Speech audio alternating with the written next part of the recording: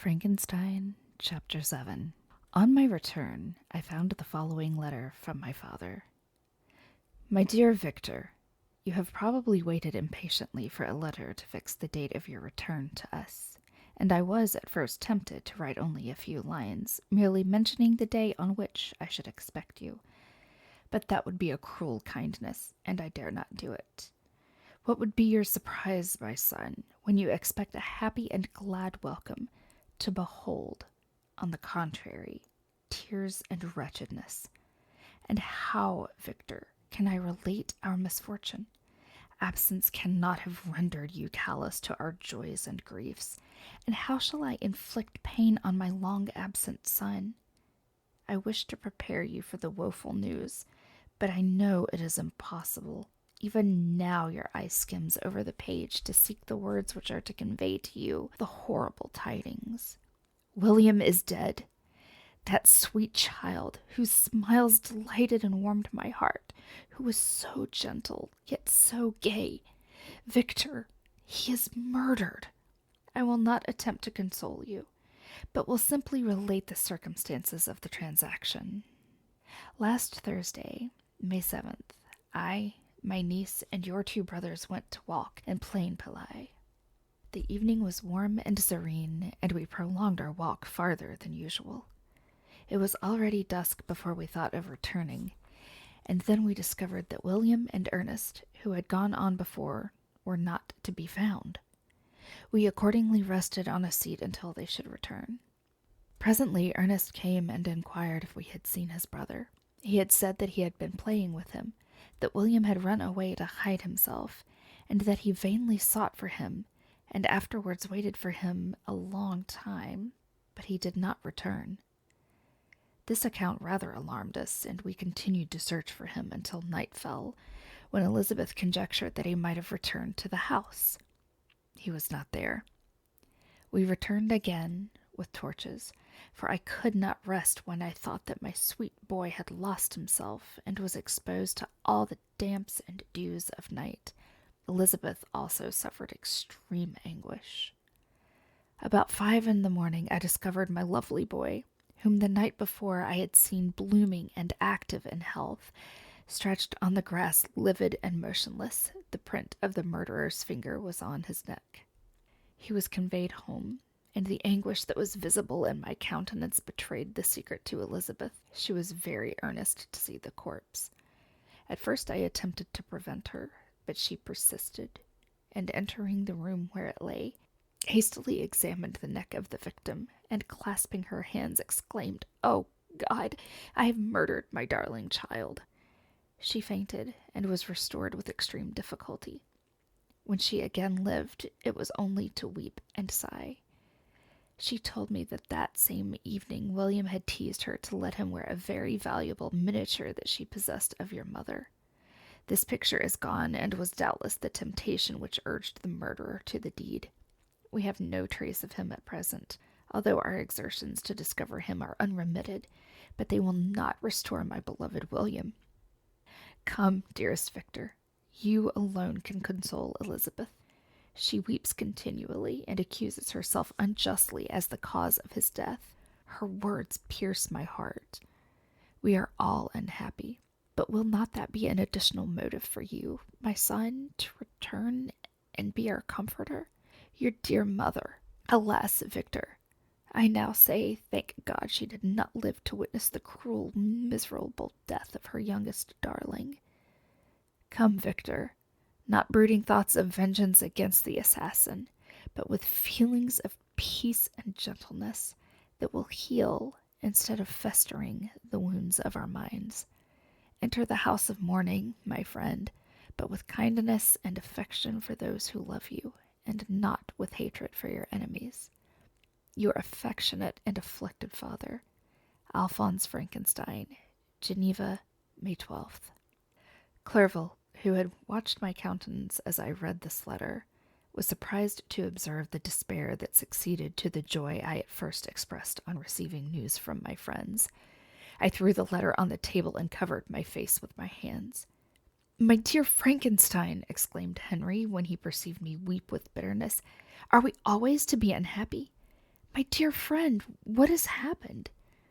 I motioned to him to take up the letter while I walked up and down the room in the extremest agitation. Tears also gushed from the eyes of Clerval as he read the account of my misfortune. I can offer you no consolation, my friend, said he. Your disaster is irreparable. What do you intend to do? To go instantly to Geneva. Come with me, Henry, to order the horses. During our walk, Clerval endeavored to say a few words of consolation. He could only express his heartfelt sympathy. Poor William, said he. Dear lovely child, he now sleeps with his angel mother. Who that had seen him bright and joyous in his young beauty but must weep over his untimely loss? To die so miserably, to feel the murderer's grasp, how much more a murderer that could destroy such radiant innocence? Poor little fellow!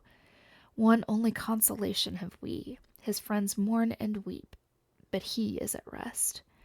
The pang is over. His sufferings are at an end forever. A sod covers his gentle form, and he knows no pain. He can no longer be a subject for pity. We must reserve that for his miserable survivors. Clerval spoke thus as we hurried through the streets. The words impressed themselves on my mind, and I remembered them afterwards in solitude. But now, as soon as the horses arrived, I hurried into a cabriolet and bade farewell to my friend. My journey was very melancholy. At first I wished to hurry on, for I longed to console and sympathize with my loved and sorrowing friends. But when I drew near my native town, I slackened my progress. I could hardly sustain the multitude of feelings that crowded into my mind. I passed through scenes familiar to my youth, but which I had not seen for nearly 6 years. How altered everything might be during that time! One sudden and desolating change had taken place, but 1,000 little circumstances might have by degrees worked other alterations, which, although they were done more tranquilly, might not be the less decisive. Fear overcame me. I dared not advance, dreading 1,000 nameless evils that made me tremble, although I was unable to define them. I remained 2 days at Lausanne in this painful state of mind. I contemplated the lake. The waters were placid, all around was calm, and the snowy mountains, the palaces of nature, were not changed. By degrees the calm and heavenly scene restored me, and I continued my journey towards Geneva. The road ran by the side of the lake, which became narrower as I approached my native town. I discovered more distinctly the black sides of Jura and the bright summit of Mont Blanc. I wept like a child. Dear mountains, my own beautiful lake, how do you welcome your wanderer? Your summits are clear. The sky and lake are blue and placid. Is this to prognosticate peace, or to mock at my unhappiness? I fear, my friend, that I shall render myself tedious by dwelling on these preliminary circumstances, but they were days of comparative happiness, and I think of them with pleasure. My country, my beloved country! Who but a native can tell the delight I took again in beholding thy streams, thy mountains, and more than all, thy lovely lake? Yet, as I drew nearer home, grief and fear again overcame me. Night also closed around, and when I could hardly see the dark mountains, I felt still more gloomily.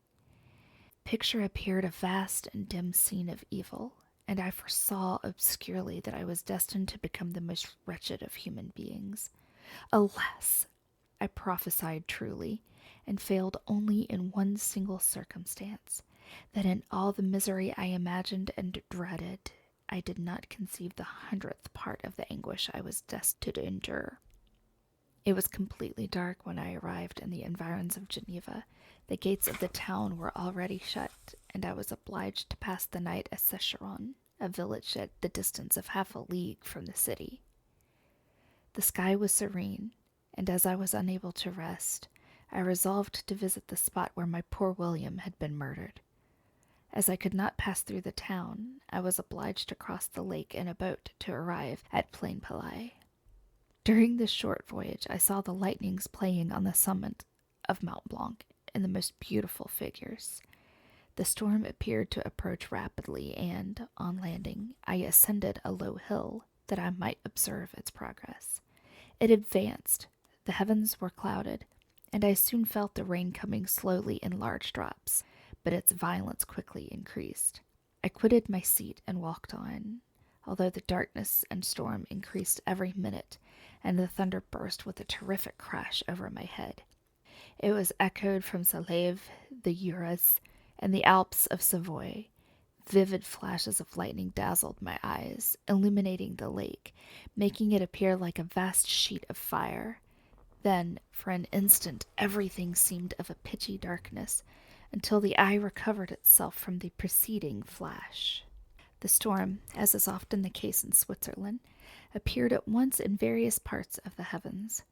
The most violent storm hung exactly north of the town, over that part of the lake which lies between the promontory of Bellerive and the village of Coppet. Another storm enlightened Jura with faint flashes, and another darkened and sometimes disclosed the Mole, a peaked mountain to the east of the lake. While I watched the tempest, so beautiful yet terrific, I wandered on with a hasty step. This noble war in the sky elevated my spirits. I clasped my hands and exclaimed aloud, "William, dear angel, this is thy funeral. This is thy dirge." As I said these words, I perceived in the gloom a figure which stole from behind a clump of trees near me. I stood fixed, gazing intently. I could not be mistaken. A flash of lightning illuminated the object and discovered its shape plainly to me, its gigantic stature, and the deformity of its aspect, more hideous than belongs to humanity, instantly informed me that it was the wretch, the filthy demon to whom I had given life. What did he there? Could he be, shuddered at the conception, the murderer of my brother? No sooner did that idea cross my imagination than I became convinced of its truth.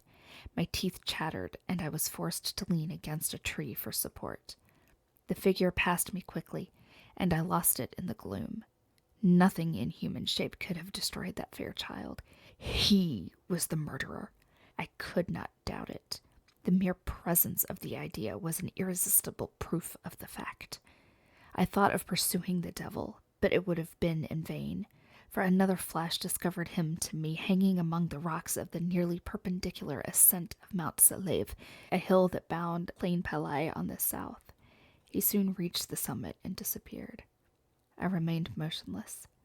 The thunder ceased, but the rain still continued, and the scene was enveloped in an impenetrable darkness. I revolved in my mind the events which I had until now sought to forget. The whole train of my progress toward the creation, the appearance of the work of my own hands alive at my bedside, its departure.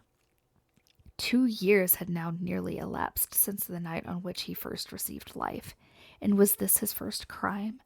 Alas! I had turned loose into the world a depraved wretch whose delight was in carnage and misery. Had he not murdered my brother? No one can conceive the anguish I suffered during the remainder of the night, which I spent, cold and wet, in the open air. But I did not feel the inconvenience of the weather. My imagination was busy in scenes of evil and despair. I considered the being whom I had cast among mankind, and endowed with the will and power to effect purposes of horror, such as the deed which he had now done, nearly in the light of my own vampire, my own spirit let loose from the grave and forced to destroy all that was dear to me. Day dawned, and I directed my step towards this town. The gates were open, and I hastened to my father's house. My first thought was to discover what I knew of the murderer and cause instant pursuit to be made. But I paused when I reflected on the story that I had to tell.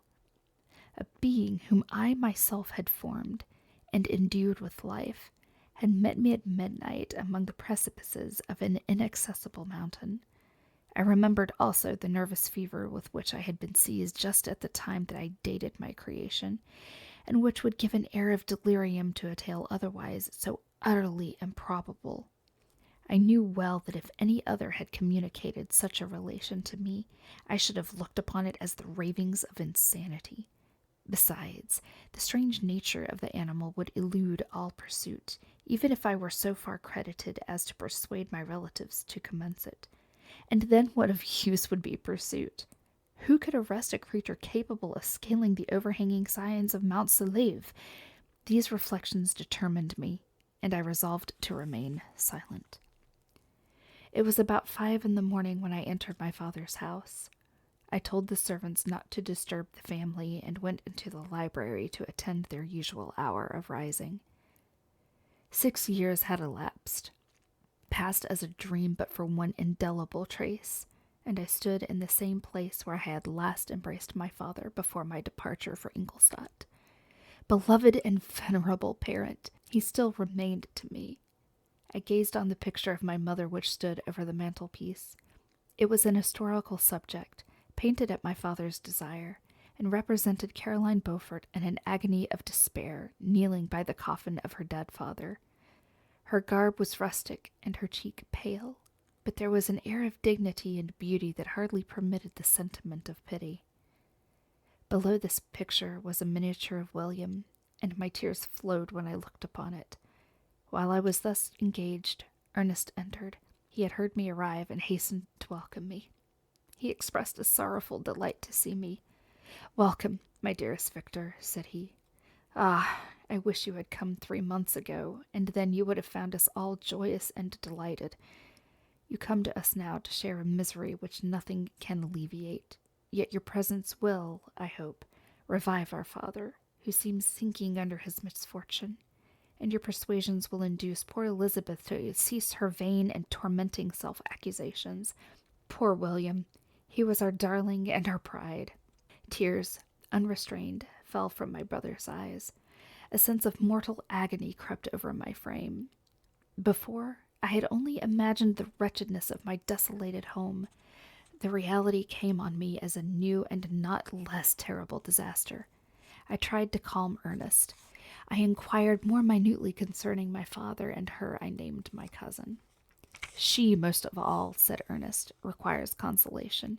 She accuses herself of having caused the death of my brother, and that made her very wretched.